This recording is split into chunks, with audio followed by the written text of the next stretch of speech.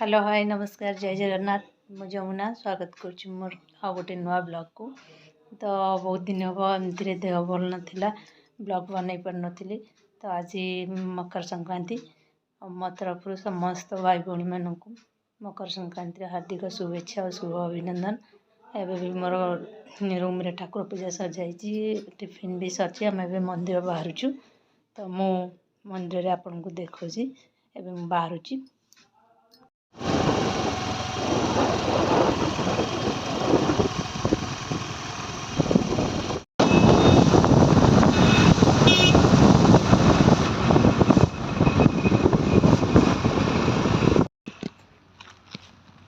Friends देखी पारे आम आसी मंदिर पाखे पहुँची गलु।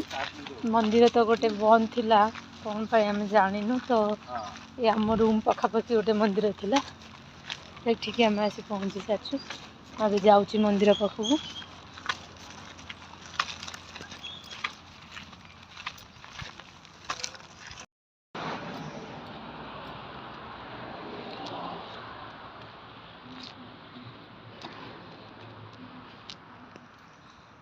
पूरा चारिआडे कवर करके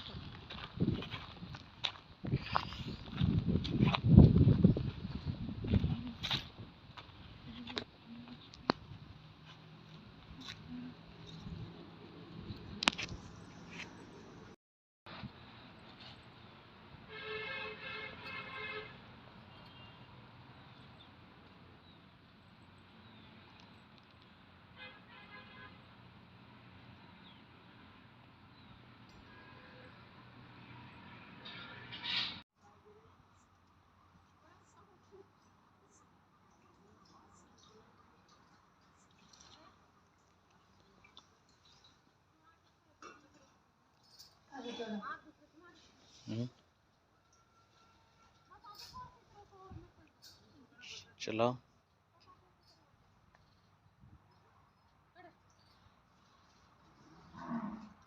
ठाकुर पर थो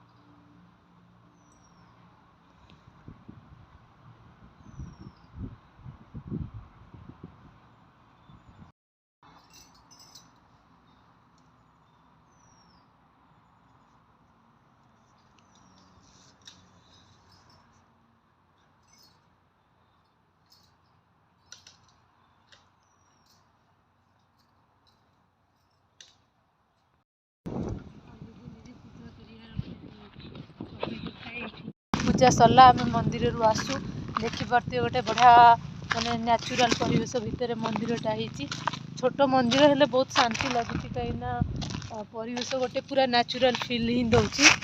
आ गोटे कथा बेसी भल लगे कौन ना आप मंदिर गले सब ब्राह्मण आवेलेबल ये नथिबे निजे निजे पूजा करिया पड़े।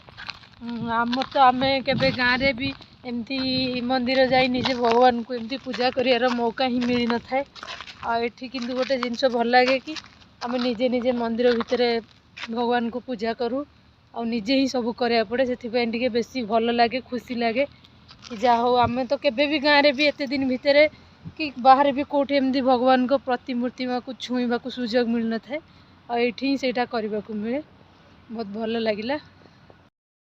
तो फ्रेंड्स एबे आसी मु पहुँची गली रूम रे बहुत टायर्ड लगिलानी रूम भी बहुत असना है बेड टा गोटे झाड़ी सफा करिया पड़ो और एमती भी टाइम बहुत लेट हो गलानी खाइबा भी बनैबी जो बनैनी खाइबा बनैबी तो रोची नमस्कार जदि पुणी टाइम मिले मु वीडियो बनैबी नेक्स्ट देखा हमर नेक्स्ट ब्लॉग रे नमस्कार जय जगन्नाथ।